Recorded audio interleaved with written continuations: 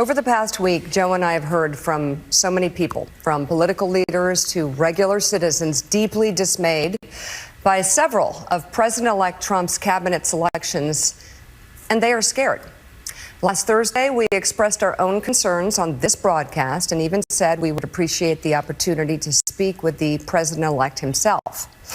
On Friday, we were given the opportunity to do just that. Joe and I went to Mar-a-Lago to meet personally with President-elect Trump. It was the first time we have seen him in 7 years. Now, we talked about a lot of issues, including abortion, mass deportation, threats of political retribution against political opponents, and media outlets. We talked about that a good bit. And it's going to come as no surprise to anybody who watches this show, has watched it over the past year or over the past decade, that we didn't see eye to eye on a lot of issues, and we told him so. What we did agree on was to restart communications. My father often spoke with world leaders with whom he and the United States profoundly disagreed. That's a task shared by reporters and commentators alike. We had not spoken to President Trump since March of 2020, other than a personal call Joe made to Trump on the morning after the attempt on his life in Butler, Pennsylvania. In this meeting, President Trump was cheerful, he was upbeat, he seemed interested in finding common ground with Democrats on some of the most divisive issues. And for those asking why we would go speak to the president-elect during such fraught times, especially between us, I guess I would ask back, why wouldn't we? 5 years of political warfare has deeply divided Washington and the country. We have been as clear as we know how in expressing our deep concerns about President Trump's actions and words in the coarsening of public debate. But for nearly 80 million Americans, election denialism, public trials, and January 6th were not as important as the issues that moved them to send Donald Trump back to the White House with their vote. Joe and I realize it's time to do something different, and that starts with not only talking about Donald Trump, but also talking with him. Welcome to another episode of Seen and Heard podcast and a day of mourning. That was audition for state television or state media. Mika Brzezinski and Joe Scarborough on MSNBC. We are witnessing the dismantling of our democracy in real time, and they spent all these years telling us how much of a threat Trump was, although they were still Republican. This is a somber day. It's a very somber day. I'm going to play a response to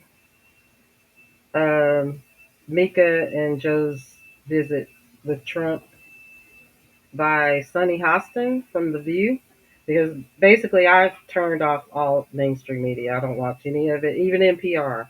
I grew up on NPR, and for 30 plus years, when I flipped the switch in my bathroom at home, NPR was on the radio for 30 plus years. So I've even cut off NPR. This is very distressing. I want to know how you guys are feeling, what you guys think of this abrupt change, what you see is happening.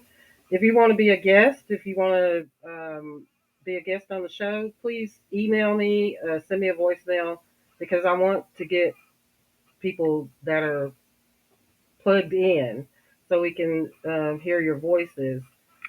Let's watch this clip from Sunny.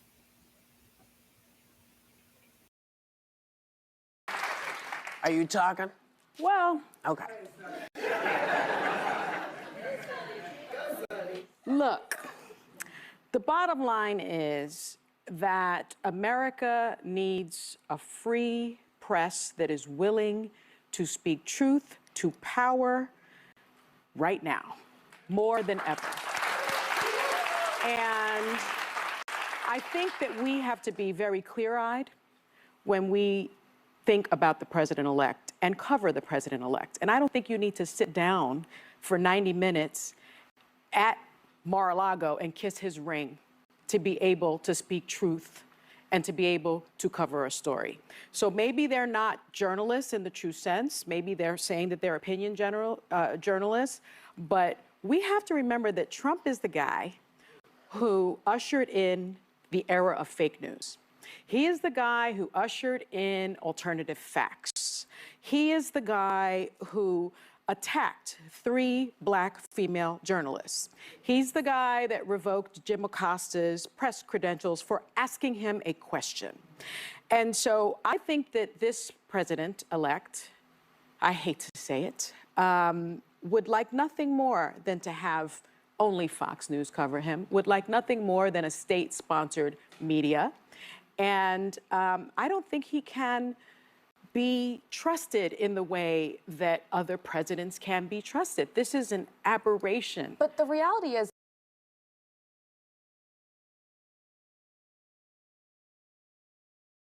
So again, I would like to hear from you guys to let me know how you're feeling.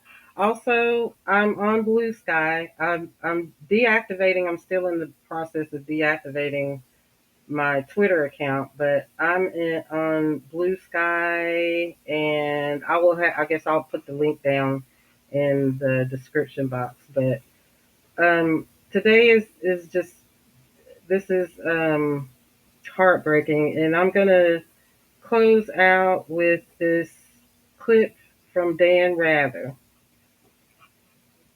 He says, news anchors looking into the camera and reading a script handed down by a corporate overlord, words meant to obscure the truth, not elucidate it, isn't journalism.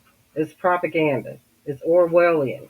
A slippery slope to how despots wrest power, silence dissent, and oppress the masses. That is the most appropriate quote I can leave us with. I am just so distraught. Everything that I learned in journalism, my journalism course and media course, is just like it just seems like it's all a lie. All of legacy media, corporate media. Well, we know why, because they're owned by billionaires who support Trump. So on that, just you guys let me know how you're feeling, what you want to say. Join me on a show in the comment section. We also got new mugs here. I got a new mug. This is the 3rd season mug here.